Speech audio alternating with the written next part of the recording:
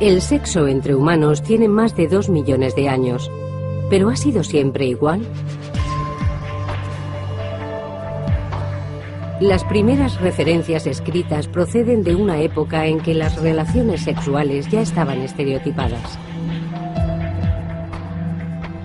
El matrimonio y los tabúes sexuales, así como las estrictas penalizaciones por transgredirlos, estaban firmemente implantados.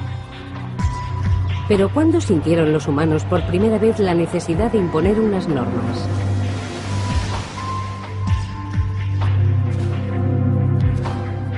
¿Cuándo empezó el sexo a estar gobernado por la sociedad? El sexo en la antigüedad. La Edad de Piedra.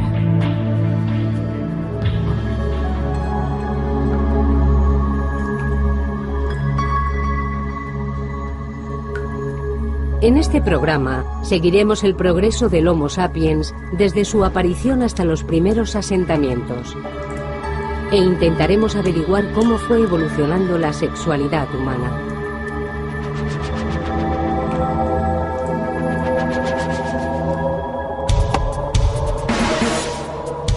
Los indicios físicos son escasos.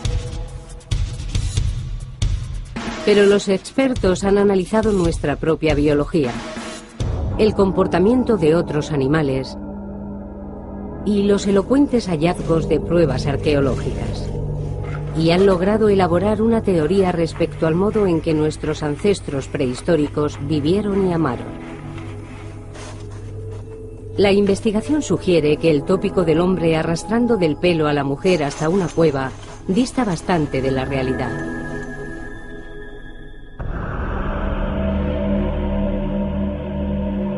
Hace 26.000 años, 10.000 años después de la muerte del último Neandertal, un reducido grupo de humanos primigenios ejecutó un extraño ritual. En las profundidades de la Europa de la Edad de Hielo, en lo que ahora es la República Checa, 3 jóvenes fueron enterrados juntos en la misma tumba.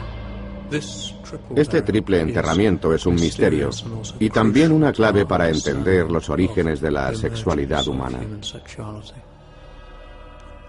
Si pudiéramos comprender qué sucedió aquí, ampliaríamos significativamente nuestros conocimientos acerca de este tema. Los enterramientos eran extremadamente raros en aquella época y este en concreto es único.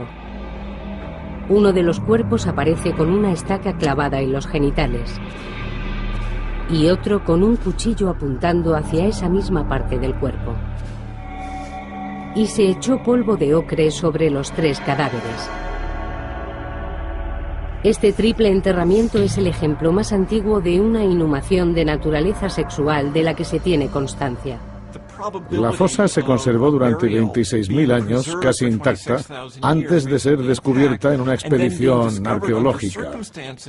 Y además las circunstancias para excavarla eran propicias.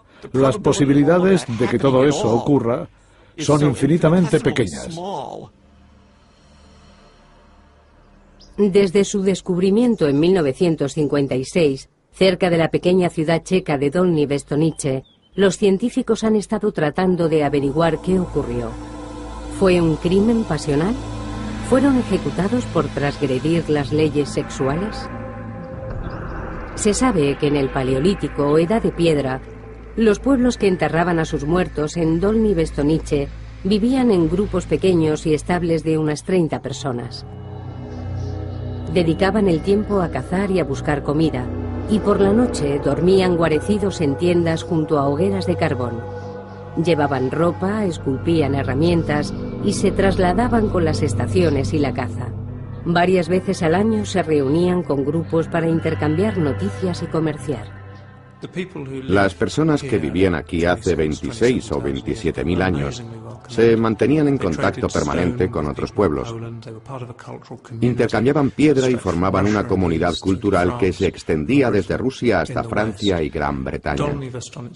Dolní Věstonice no era un lugar remoto, en absoluto, sino un centro esencial para la cultura del Paleolítico. Por eso este enterramiento constituye un hecho de gran relevancia en el proceso de formación de la sociedad europea.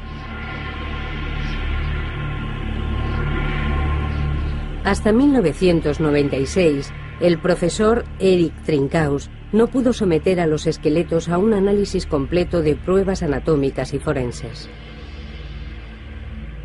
Descubrió que sus edades oscilaban entre los 17 y los 23 años, la época de plenitud reproductiva. Y también averiguó que los cadáveres de los laterales eran sin duda hombres, pero el de en medio resultaba más difícil de clasificar. Si nos fijamos en la cara, parecen los rasgos finos de una mujer. Y si observamos el tamaño y la fortaleza de la pelvis, también diría que es una mujer. Pero si aislamos la pelvis y examinamos su forma y otros detalles, también podría pertenecer a un hombre. La conclusión más probable es que se trate de una mujer. Pero en tal caso hablaríamos de una mujer que no ha parido nunca.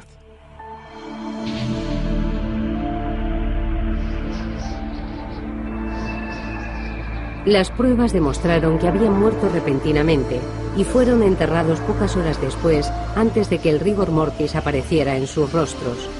La importancia concedida a los órganos genitales apunta a que fueron ejecutados por motivos sexuales. Estos 3 jóvenes murieron juntos y fueron enterrados juntos. Seguramente también los mataron juntos. Puede que los envenenaran porque la sociedad no pudiese tolerar su conducta.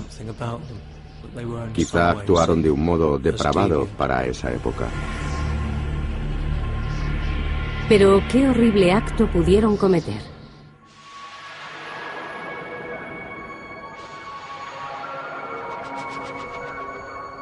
¿Cómo se concebía el sexo en una época tan remota? ¿Existió en algún momento de la historia un tiempo en el que no hubiera normas, una época idílica sin tabúes sexuales? Las investigaciones científicas sugieren que no. La prueba más temprana y mejor preservada del sexo prehistórico son nuestros propios cuerpos. Hace 5 millones de años, los humanos empezaron a diferenciarse de nuestros parientes primates más cercanos. Hace unos 3,5 millones de años, iniciamos nuestra andadura sobre 2 piernas. Hace 100.000 años, los hombres y las mujeres empezaron a asemejarse a nosotros. Y hace 26.000 años, la época en que se produjo el triple enterramiento, nuestros cerebros eran exactamente del mismo tamaño que ahora. Debemos ser conscientes de una cosa. No podemos pensar en nuestros antepasados como en los picapiedras. Si hubieran sido unos seres estúpidos, nosotros no estaríamos aquí. Si vemos al hombre prehistórico como un animal torpe que merodeaba en busca de comida, estamos muy equivocados. Entonces no habrían evolucionado. El hecho de que ya se parecieran a nosotros nos da una pista de cómo harían el amor.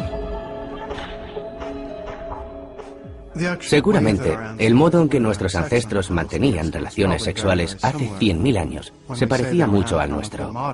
Cuando decimos que eran anatómicamente modernos, nos referimos a que su morfología sexual, sus penes y sus vaginas, coincidían con la de los actuales. Hay una especie de chimpancés, los bonobos, que copulan frente a frente. Así que es probable que nuestros antepasados hicieran el amor como lo hacemos nosotros.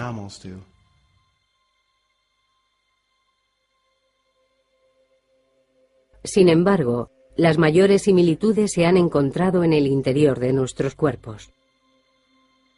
Igual que muchos otros mamíferos, los humanos producimos una hormona especial durante la actividad sexual, la oxitocina. Esta hormona induce sentimientos de unión romántica que vinculan a las parejas. La oxitocina lleva cientos de miles de años afectando a nuestras emociones. Hemos experimentado adaptaciones para crear vínculos duraderos. Las hormonas, como la oxitocina, inundan nuestro organismo cuando hacemos el amor. Y nos acurrucamos junto a nuestra pareja y nos sentimos cómodos y protegidos. Hemos desarrollado la capacidad de compromiso y unión romántica. Puede que las mujeres y los hombres prehistóricos se enamoraran y formaran parejas, ¿Pero eran fieles? Los científicos creen que no, y la prueba está en los testículos. Los testículos humanos son muy grandes en comparación con los del resto de los primates. Tenían que producir mucho esperma para poder competir, porque las mujeres copulaban con más de un hombre en el ciclo menstrual. Y el esperma de un hombre tenía que competir con el de otros hombres para fertilizar un óvulo determinado.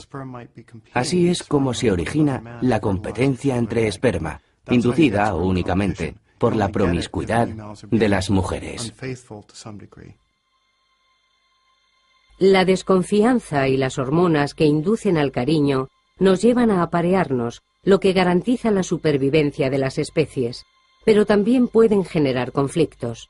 Los celos y la rivalidad sexual están presentes en muchas poblaciones animales, no solo en los humanos.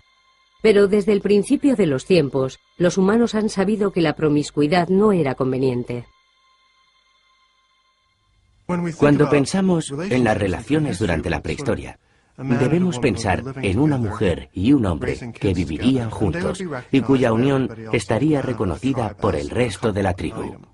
Y todos sabían que no debían interferir en ese vínculo, aunque para eso todos en el clan debían compartir la misma idea respecto a las relaciones sexuales.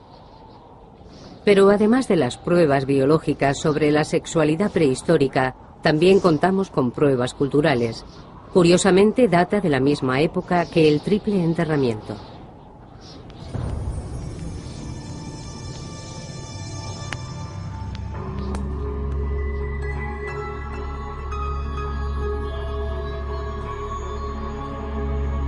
Un arqueólogo encontró este pequeño objeto en la orilla del Danubio, en 1908. Es de menor tamaño que la palma de una mano y se asemeja a una mujer con el pelo corto, pechos voluptuosos y unas caderas y unos muslos exageradamente grandes. Después de esta, se han hallado muchas figuras similares.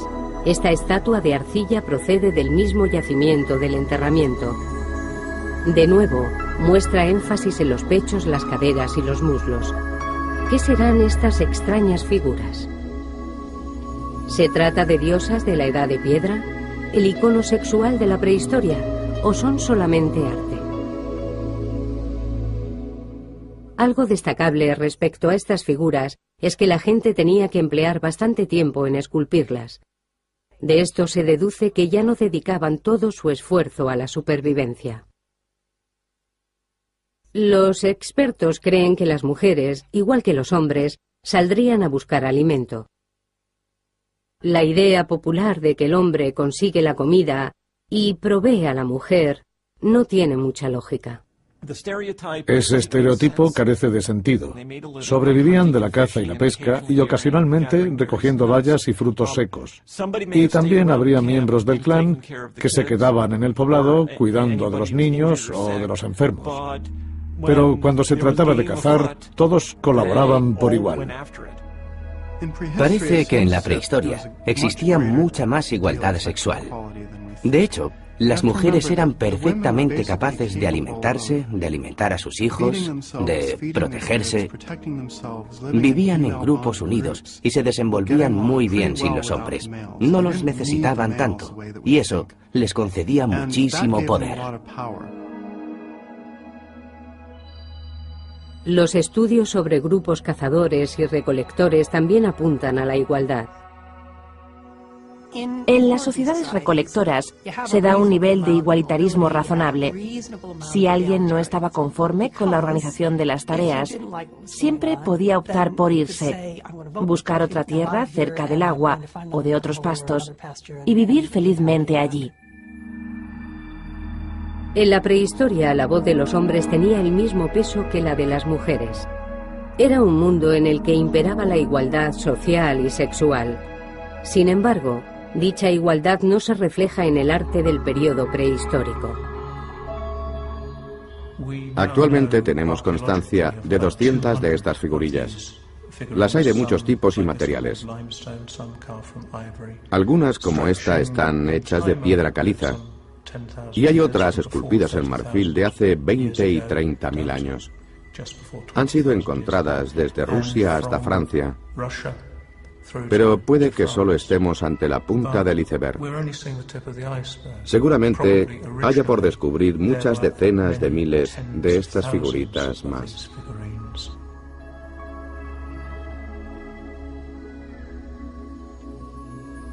En contraste, se han encontrado muy pocas figuras de hombres. Una de las primeras figuras masculinas, y sabemos a ciencia cierta que es un hombre porque posee pene, tiene un agujero en el torso que le atraviesa hasta la columna vertebral y presenta otro agujero en la cabeza.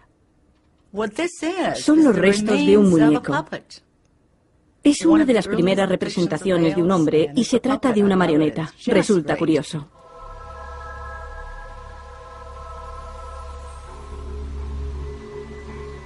El descubrimiento de las primeras figuras suscitó toda clase de teorías. Según la más popular, en la prehistoria, se consideraba a las mujeres diosas madre. Las rendían culto porque tenían la capacidad de crear vida.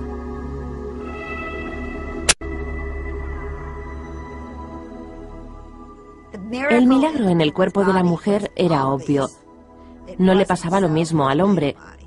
La fuerza de la vida no existía, o no era tan evidente en el cuerpo del hombre. Veían los genitales colgantes, pero no establecían relación directa entre ellos y el proceso de nacimiento, muerte y renacimiento. Y la gente de la Edad de Piedra sentía la necesidad de poseer un símbolo tangible al que venerar. Eso podría haberlos llevado a imaginarlo con forma de mujer.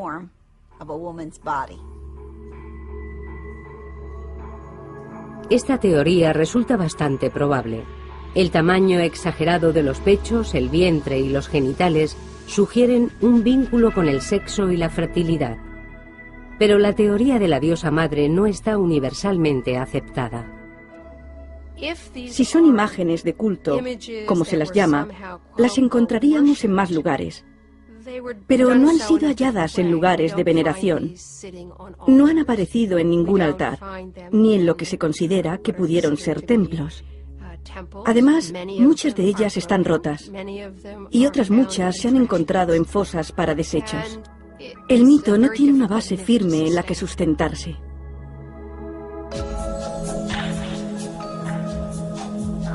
Esas dudas han conducido a otra teoría.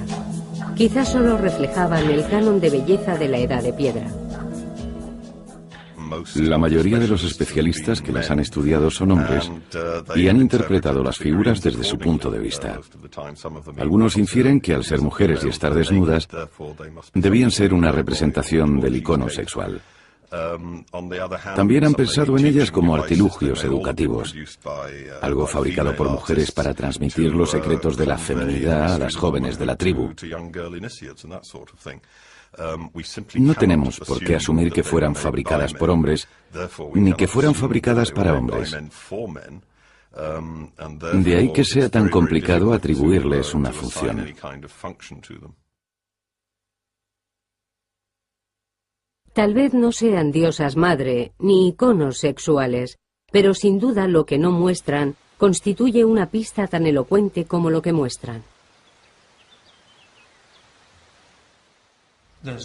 Se ve que prestaron mucha atención al detalle en los atributos sexuales.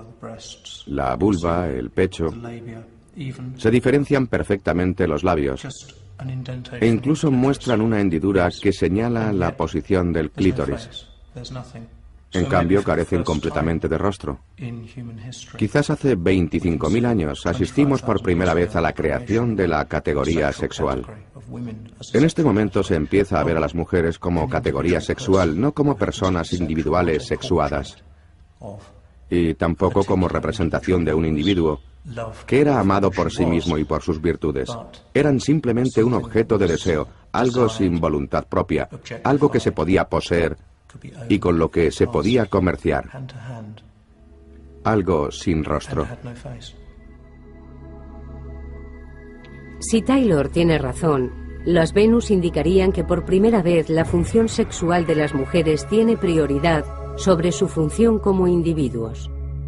Y este concepto esencial ha sido reflejado en más representaciones, como los grabados en las paredes de las cuevas durante ese mismo periodo.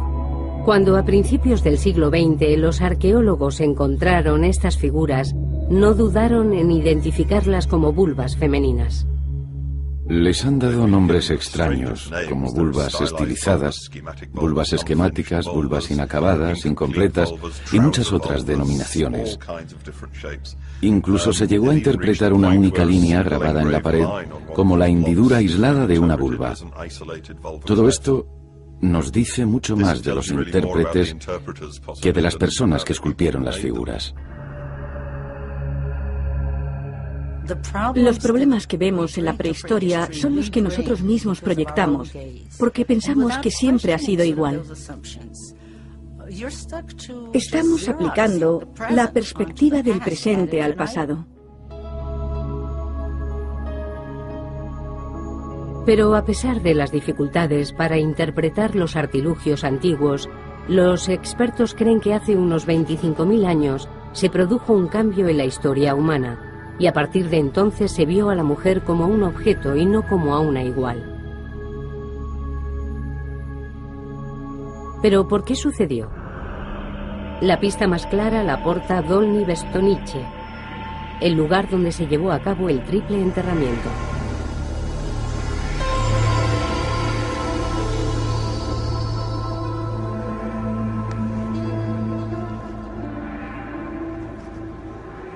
En un determinado momento de la prehistoria, los seres humanos decidieron regular las relaciones sexuales entre los hombres y las mujeres. ¿Pero por qué tuvieron esa necesidad?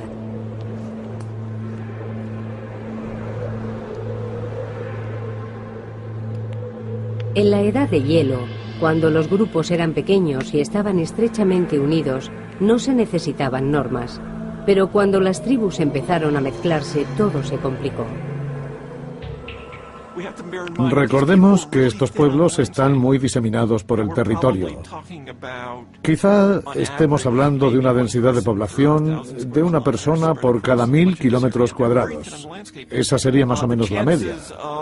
Las posibilidades de que un hombre encontrara a una mujer de su misma edad y disposición eran muy escasas.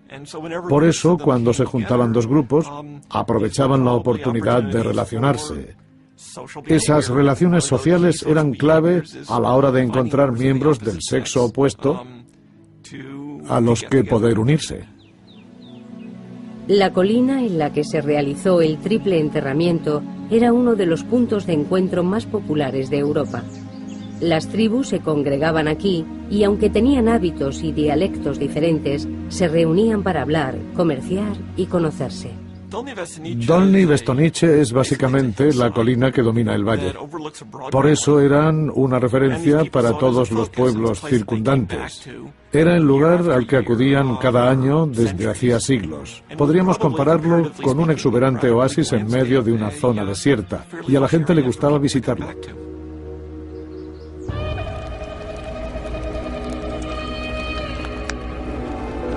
Las reuniones en la colina constituirían un acontecimiento de gran relevancia. Era una oportunidad de conocer a otras personas y de unirse a ellas. La gente se congregaba aquí en considerables multitudes para las ceremonias de búsqueda de pareja o para cualquier otro tipo de celebración. Era un sitio de agregación, como se los conoce técnicamente.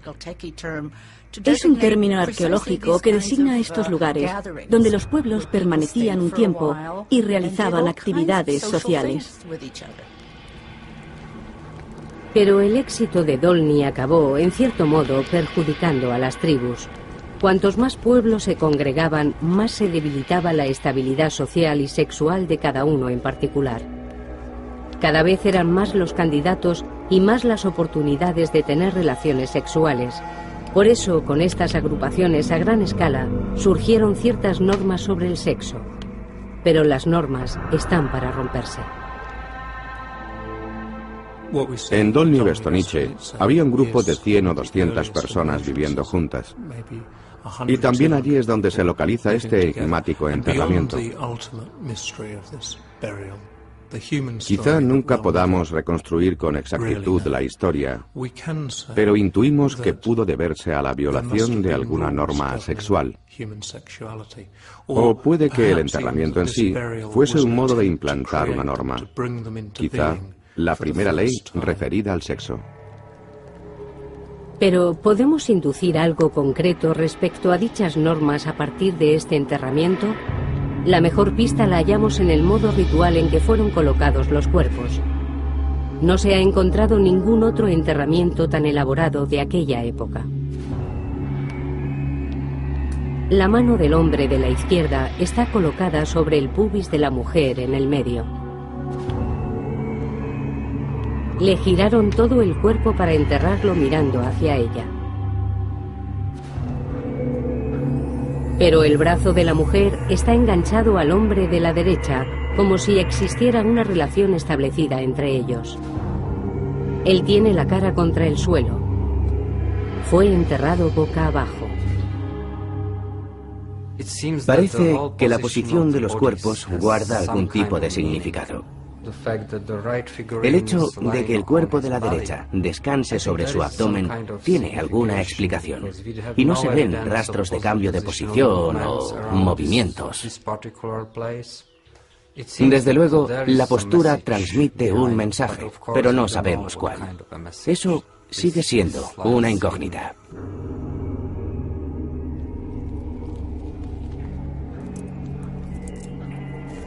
En torno al cuerpo de la izquierda vemos algunas conchas como elemento decorativo, y también le clavaron una estaca de madera en los genitales.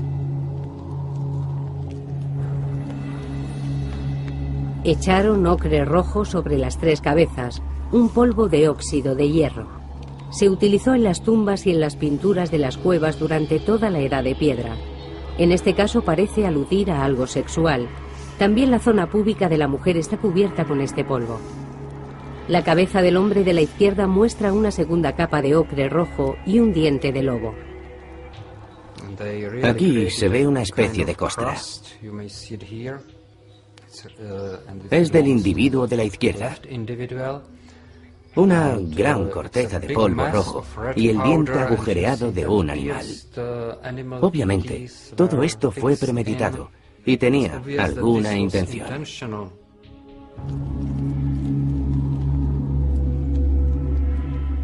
Y por último, para dejar aún más claro el mensaje, hay un cuchillo de sílex que apunta directamente a la vagina de la mujer.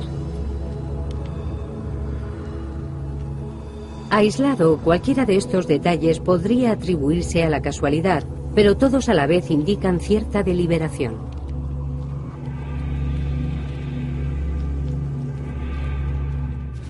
La teoría más probable es que el hombre de la izquierda es un intruso en la relación de los otros dos. Quizás se tratase de un violador o de un amante. En todo caso, este hallazgo sugiere que las parejas eran reconocidas socialmente. Si una mujer era infiel o si otro hombre intentaba romper esa unión, eran asesinados y posteriormente mutilados. Después se hacía un enterramiento ritual. Este triple enterramiento es el presagio de lo que ocurrirá en el futuro. La evolución de la sociedad hace que el individuo como tal vaya perdiendo terreno. Esta tumba debe completarse como una obra de teatro que pretendía aleccionar a la gente. Si esa es la verdadera interpretación del enterramiento, parece que la vida sexual de nuestros ancestros no se regía por la procreación, pero tampoco era un ideal de libertad sexual. Antes de los primeros asentamientos y de la existencia de las primeras ciudades, ya se implantaban normas y castigos para los transgresores, y a medida que crecían las comunidades, las normas se hicieron cada vez más necesarias.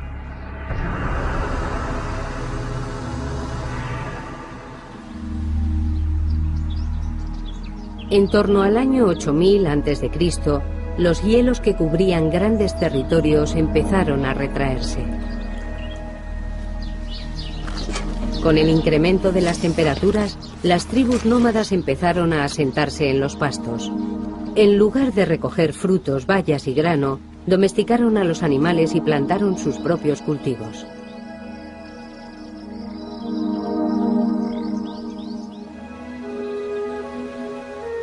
Esto es Çatalhöyük, en la actual Turquía. Fue la primera ciudad del mundo. El efecto que este lugar produjo en la vida sexual del ser humano se ha prolongado hasta nuestros días. En esta ciudad, construida sobre el lecho de un antiguo lago y atravesada por 2 ríos, vivían cerca de 10.000 personas. Una pintura de este territorio representa el primer mapa de la historia de la humanidad. Muestra Çatalhöyük a los pies de un volcán. Los grupos de casas estaban tan próximos que de pronto todo el mundo tenía vecinos. Ahora puede ser difícil de imaginar porque todos vivimos en ciudades y llevamos vidas muy organizadas, pero creo que aquel fue uno de los momentos más importantes del desarrollo humano. Las generaciones sucesoras fueron construyendo sus casas encima de las anteriores, dejando a su paso estratos de ruinas de 20 metros de profundidad. Aquí estamos pisando casas neolíticas. Sí, es un túmulo. Höyük en turco. Es una pila de varias generaciones de casas de adobe y sus desechos. Se formó después de un largo periodo de tiempo. Estos primeros agricultores vivieron aquí más de 700 años y después abandonaron el lugar. Podría decirse que en Çatalhöyük regían normas sobre el sexo y la reproducción diferentes a la de los cazadores-recolectores. Creo que en la práctica debía de haber diferencias considerables. Las excavaciones empezaron hace 25 años y solo se ha desenterrado la 1/4 parte del yacimiento. Esta es una de las casas excavadas.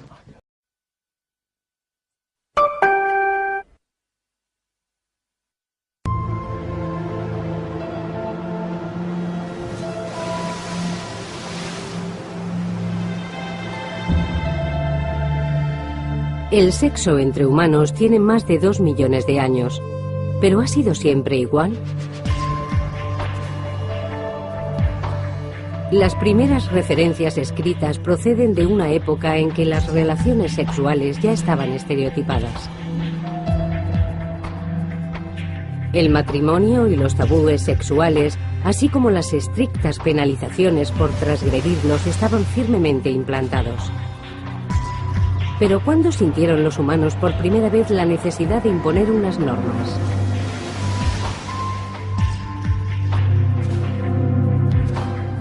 ¿Cuándo empezó el sexo a estar gobernado por la sociedad? En concreto es único. Uno de los cuerpos aparece con una estaca clavada en los genitales y otro con un cuchillo apuntando hacia esa misma parte del cuerpo. Y se echó polvo de ocre sobre los 3 cadáveres. Este triple enterramiento es el ejemplo más antiguo de una inhumación de naturaleza sexual de la que se tiene constancia. La fosa se conservó durante 26.000 años, casi intacta, antes de ser descubierta en una expedición arqueológica. Y además las circunstancias para excavarla eran propicias. Las posibilidades de que todo eso ocurra son infinitamente pequeñas. Desde su descubrimiento en 1956, cerca de la pequeña ciudad checa de Dolní Věstonice, los científicos han estado tratando de averiguar qué ocurrió. ¿Fue un crimen pasional? ¿Fueron ejecutados por transgresión? La investigación sugiere que el tópico del hombre arrastrando del pelo a la mujer hasta una cueva dista bastante de la realidad.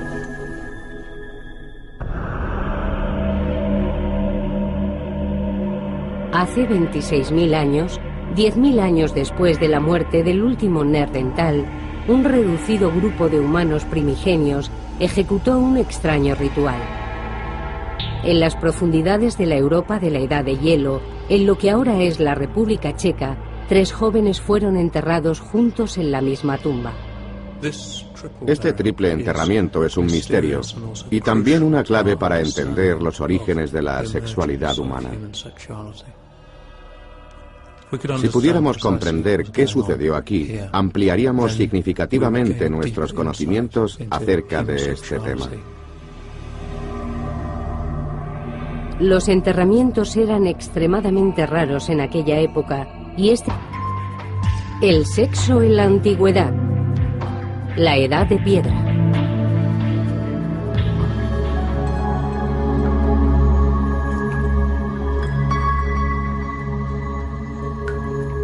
En este programa seguiremos el progreso del Homo sapiens desde su aparición hasta los primeros asentamientos e intentaremos averiguar cómo fue evolucionando la sexualidad humana.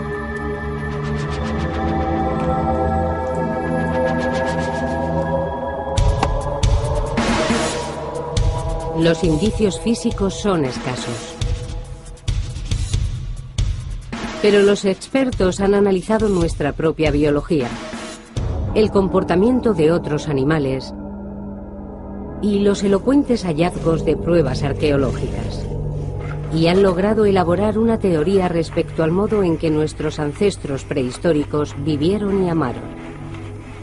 ¿Ir las leyes sexuales? Se sabe que en el Paleolítico o Edad de Piedra, los pueblos que enterraban a sus muertos en Dolní Bestonice vivían en grupos pequeños y estables de unas 30 personas. Dedicaban el tiempo a cazar y a buscar comida, y por la noche dormían guarecidos en tiendas junto a hogueras de carbón. Llevaban ropa, esculpían herramientas y se trasladaban con las estaciones y la caza.